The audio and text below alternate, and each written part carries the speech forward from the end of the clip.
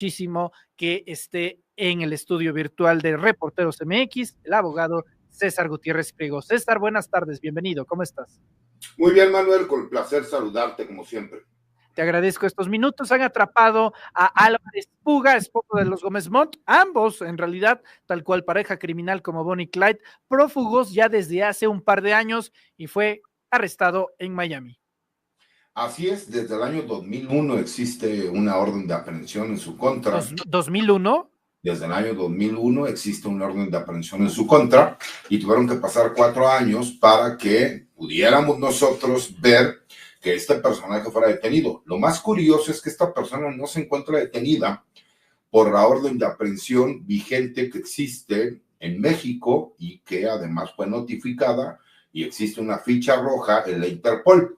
Parecería que el gobierno de los Estados Unidos no hace caso a estas fichas rojas, ¿no? Lo mismo sucedió, si lo recuerdas, con Julio César Chávez Jr., el cual fue detenido por una cuestión migratoria, o lo que sucedió con el exdirector de Pemex, ¿no? Carlos Treviño, que incluso fue detenido también por una cuestión irregular de migración en los Estados Unidos y que incluso se encuentra en un centro de procesamiento allá en el estado de Florida, que es obviamente pues todos aquellos procesamientos que se dan por el incumplimiento de contar con una visa de trabajo o en su defecto con una visa de turista misma que ya se encuentra vencida porque es por un periodo de 6 meses. Entonces fue detenido por el ICE y el día de hoy nos enteramos porque en los medios de comunicación dieron a conocer que este personaje se encontraba detenido y obviamente queremos conocer la postura de la Fiscalía General de la República para saber si se va a solicitar la extradición, ya que se encuentra detenido con fines de extradición, por supuesto, esta detención con fines de extradición, para ser presentado ante un juzgado federal en México, pues, por los 3 delitos por los cuales se eligió una orden de aprehensión, que tienen que ver con lavado de dinero, delincuencia organizada y obviamente defraudación fiscal por un monto superior a 2.500 millones de pesos. Ahora, César, permíteme hacer énfasis aquí porque me lo están preguntando mucho en el chat y yo también hasta me saqué 2001, 2021. Perdón, 2021, tienes razón. Sí, perdón, es el año 2021, disculpen ustedes, como soy un poco más grande, confundí rápidamente la fecha, sí, pero es año 2021.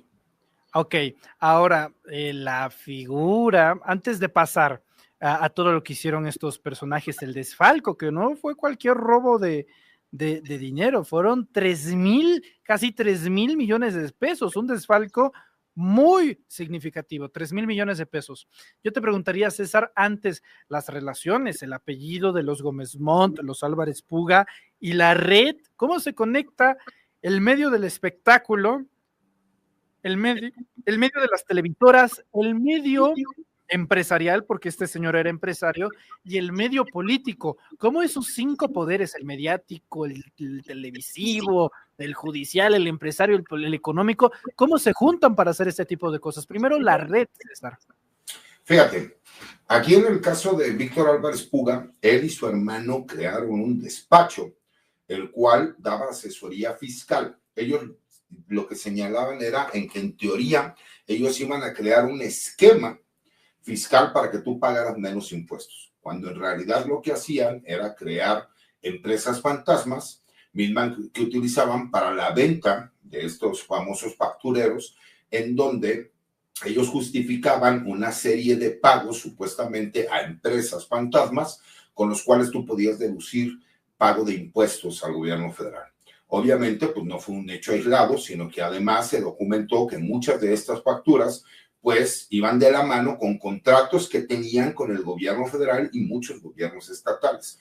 Cuando se inicia la investigación, cuando se dan cuenta que existe un desfase en cuanto a los pagos y las empresas, incluso este personaje, Víctor Álvarez Puga, sí realiza un primer pago al SAT, pero cuando el SAT le dice no, lo que pasa es que lo que tú pagaste es apenas una primera parte de lo que tú adeudas, obviamente pues le dicen, tú todavía tienes una deuda superior a los 2.400 millones de pesos, pero de impuestos que tú adeudas. Imagínate las cantidades de las que estamos hablando para que él, simple y sencillamente, con el no pago de 2.400 millones de pesos, ¿Qué fue lo que sucedió? Pues esta red obviamente estaba protegida por diferentes funcionarios, los cuales pues obviamente desde Hacienda le daban la información para que él pudiera seguir realizando estos trámites, ¿no? Porque incluso también está involucrado en estas cuestiones de outsourcing, obviamente lo que nosotros conocemos como la venta de facturas, y pues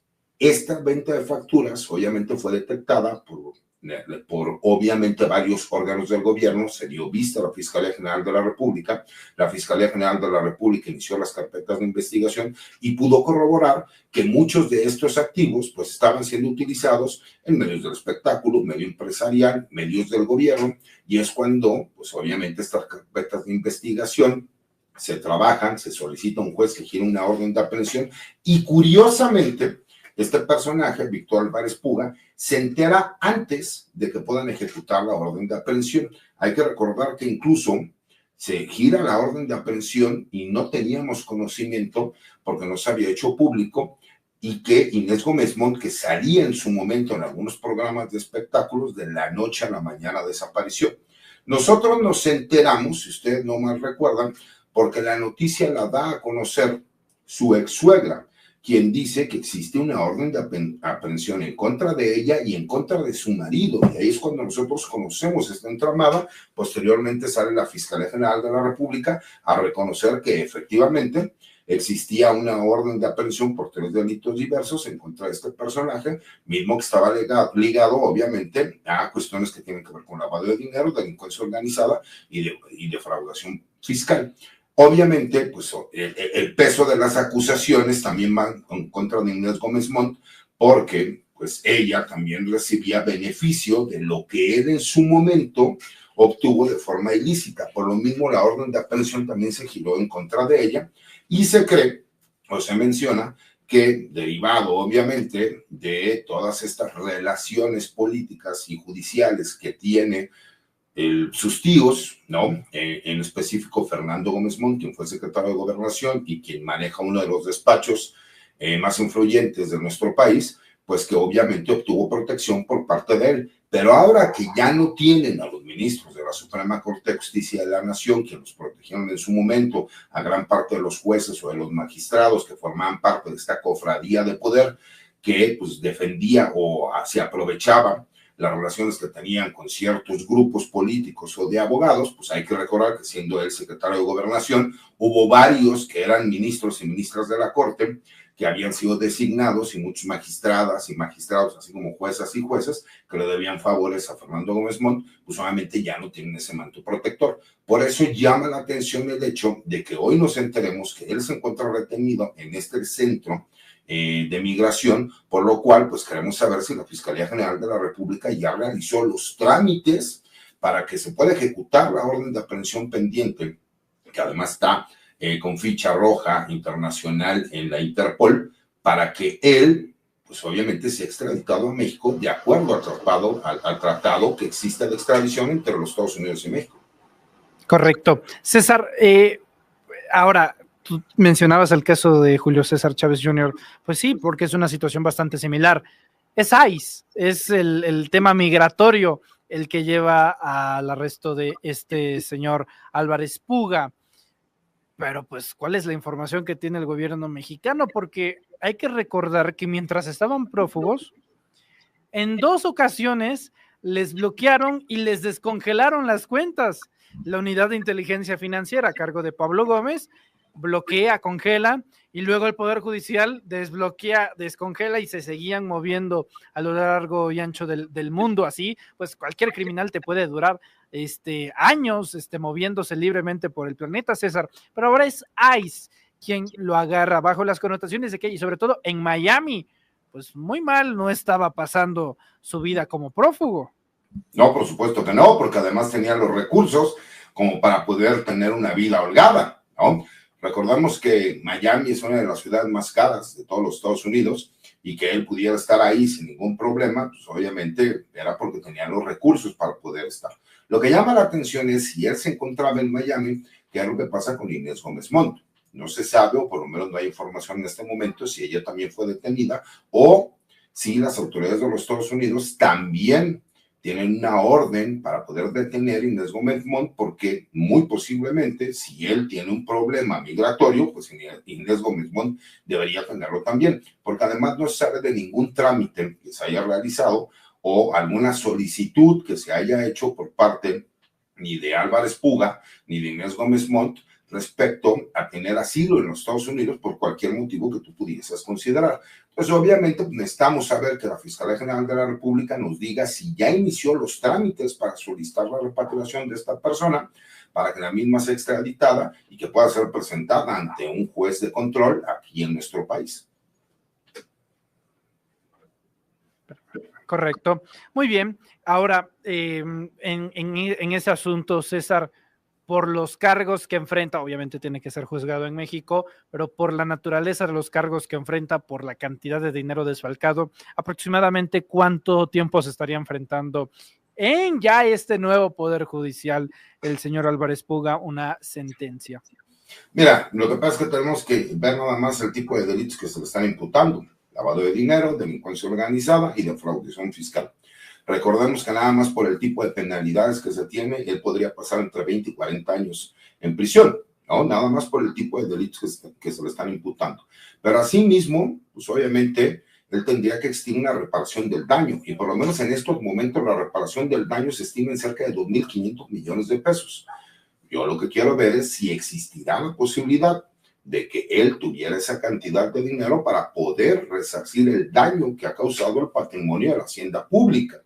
Entonces, me parece que son dos opciones, no solo la pena que tendría que realizar, porque incluso si él llegara a un convenio, tendría que pagar con un número de años en la cárcel, más la reparación del daño que se tendría que llevar ante el fisco mexicano. Entonces, obviamente, pues es una noticia trascendente, es importante porque todos los mexicanos queremos saber qué es lo que sucede y asimismo saber si la Unidad de Inteligencia Financiera o ahora la Fiscalía General de la República van a solicitar nuevamente el congelamiento de activos, porque obviamente cuando la Unidad de Inteligencia Financiera congeló en su momento, solicitó el aseguramiento y que jueces federales, obviamente por medio de suspensiones de juicios de amparo, les conceden el que ellos puedan recuperar su dinero, pues obviamente se hizo movimientos de esos recursos, mismos que ya no se encuentran en los bancos mexicanos. Entonces se tendrá que hacer nuevamente un seguimiento para solicitarlo y poder garantizar la reparación del daño, porque no es nada más con el hecho de que tú pagues con prisión,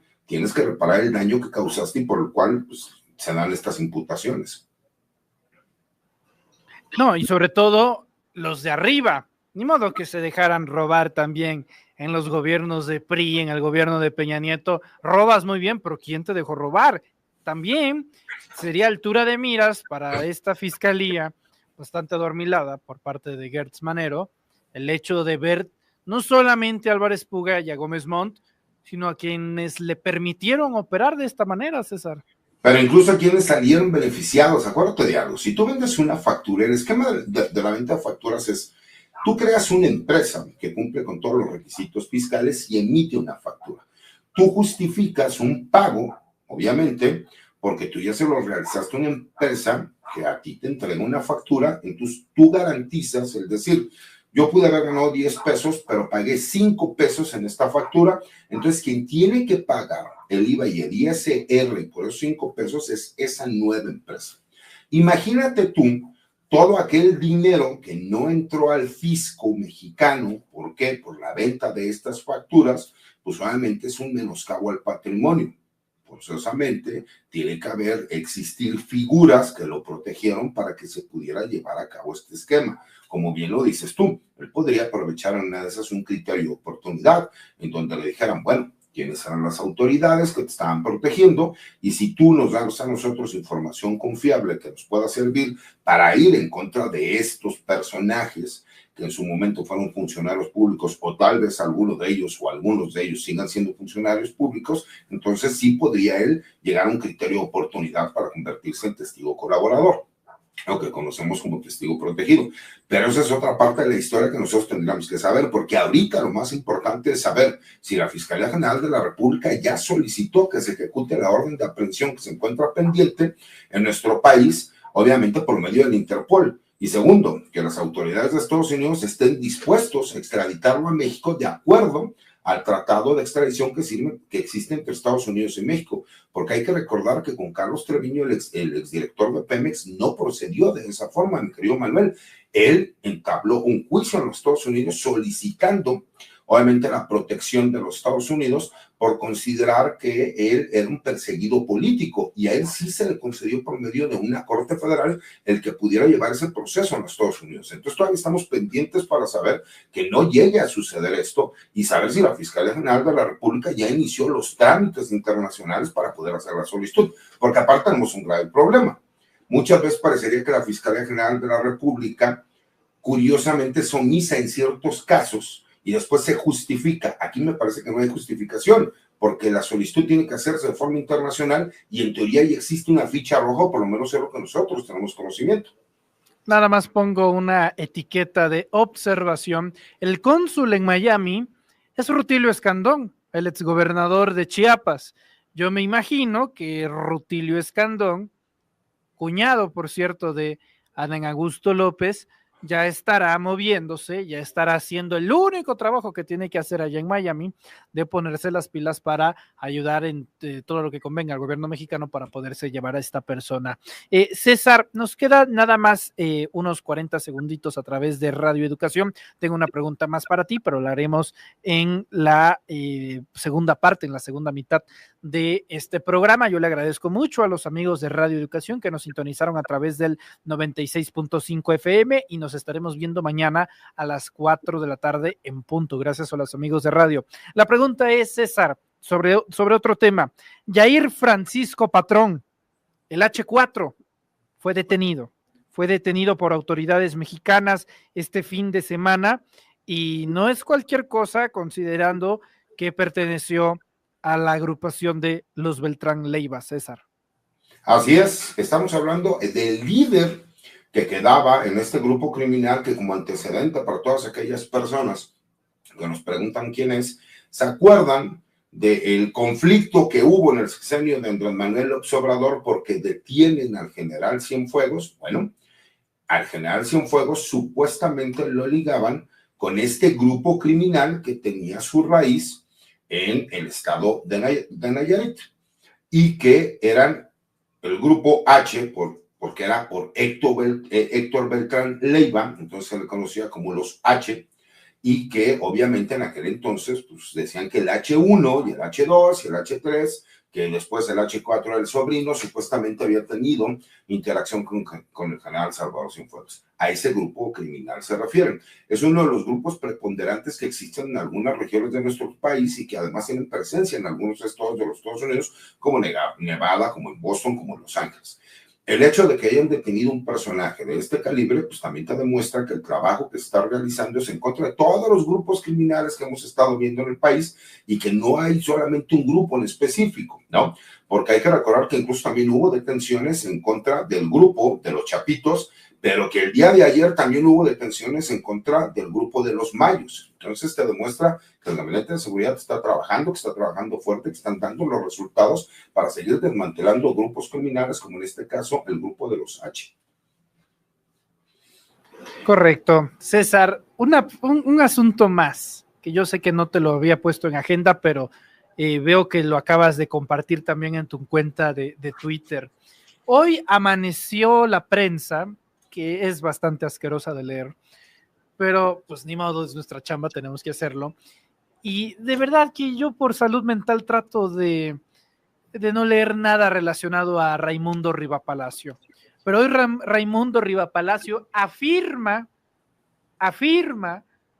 que el secretario de Seguridad y Protección Ciudadana del gobierno federal, Omar Hamid García Harfuch, habría sufrido un atentado contra su vida, un nuevo atentado, este 16 de septiembre, en plenas fechas patrias, que fue en Polanco, en las oficinas de Polanco, que hubo disparos, que no se supo, que lo están escondiendo, que fue un evento de muy alta, de muy alto peligro.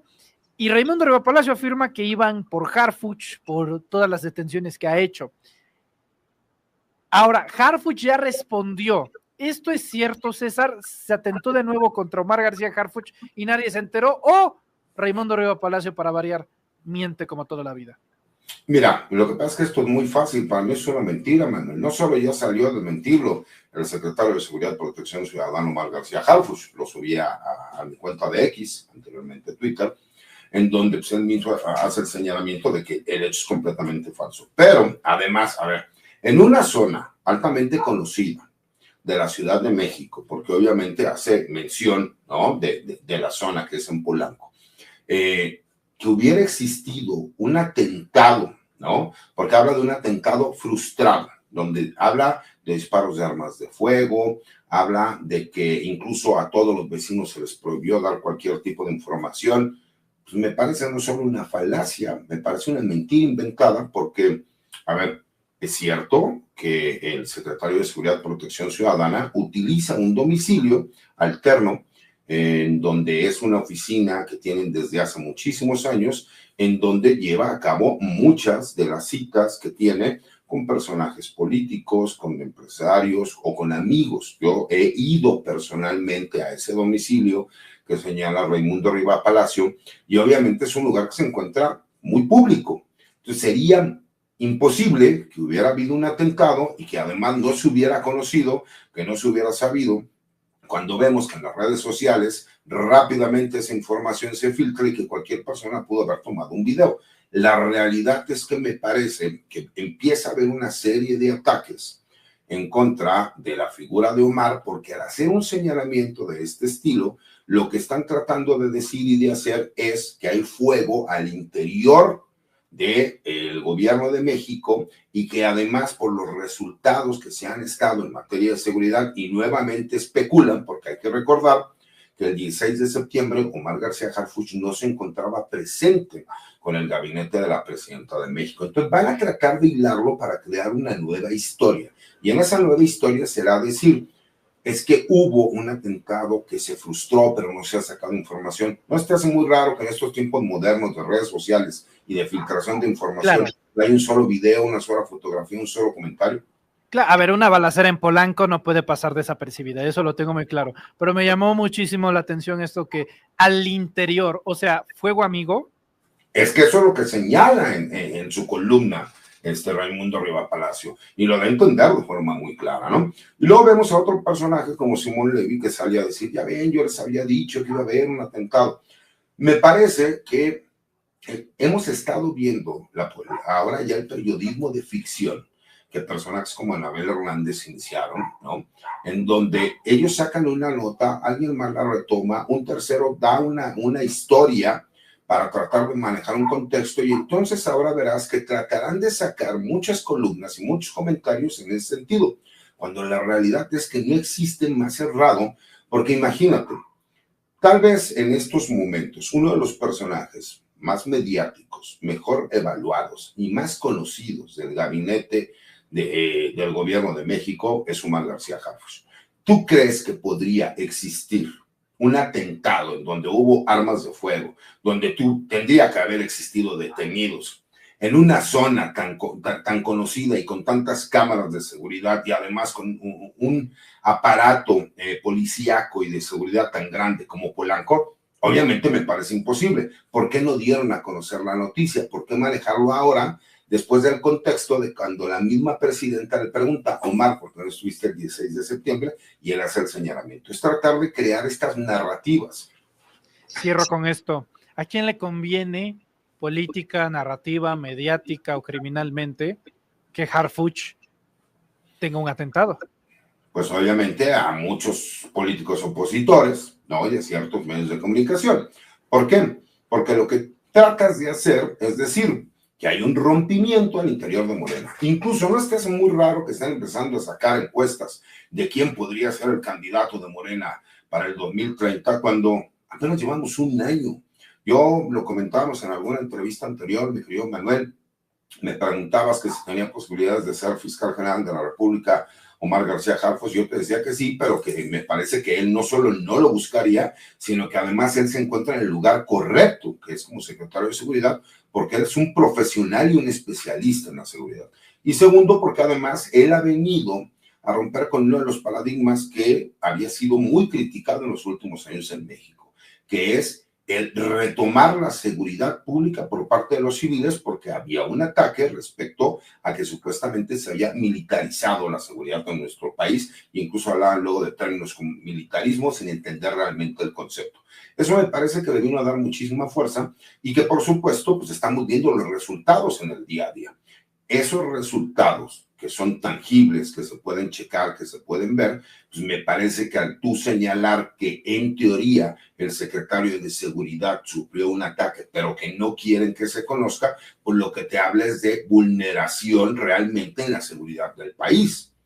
¿Por qué? Porque está tan bien calificado, el gobierno de la doctora Sheinbaum está tan bien calificado, decir que hubo un atentado y que ese atentado también se da por parte de Fuego Amigo, pues es tratar de generar una narrativa de que entonces las cosas de seguridad no están tan bien como se decía y que además al interior del gobierno de México existe una ruptura, porque van a seguir tratando de hacer señalamientos respecto a que hay dos grupos en el gobierno de México que están encontrados y que uno de esos grupos está en contra de García Harfuch, ¿no? Entonces me parece que es perverso porque esa es la intención de tratar de ir dividiendo con un discurso que verás y en los próximos días tú te darás cuenta cómo tratarán, ¿no?, de seguirlo avivando cuando no hay un solo elemento. Como yo les decía, yo soy como Santo Tomás, hasta no ver, no creer. ¿Por qué? Sería tan fácil. Tenemos a un personaje como Carlos Jiménez, que no hay información policíaca que se le pase y que curiosamente no hay un solo video, no hay una sola fotografía, no hay absolutamente nada de tal vez uno de los personajes que mediáticamente es más observado y seguido como Omar García Harfuch, de que supuestamente hubo un atentado en su oficina, cuando hay tantas cámaras en Polanco, pues me parece completamente una falacia, pero que vende lo que ellos están buscando, la especulación para crear narrativas. Muy bien, pues vamos a estar al pendiente de cómo se desarrolla todo esto. Yo por lo pronto te agradezco mucho estos minutos, César. Gracias por tu valioso tiempo. ¿En dónde te podemos encontrar en redes sociales? Al contrario, Manuel, como siempre es un placer. Los invito a que me sigan en mi cuenta de X, anteriormente Twitter, que es @CesarGutiPri, en mi cuenta de TikTok, donde subimos algunas videocolumnas, que es @CesarGutiPri1, y en mi cuenta de YouTube, que es César Gutiérrez Prego, y por supuesto, en estos espacios, que es mi casa, como los reporteros MX y sin máscaras, aquí contigo, mi querido Manuel. Muchas gracias, César. Abrazote grande. Igualmente, Manuel, hasta luego. Hasta luego. Es César Gutiérrez.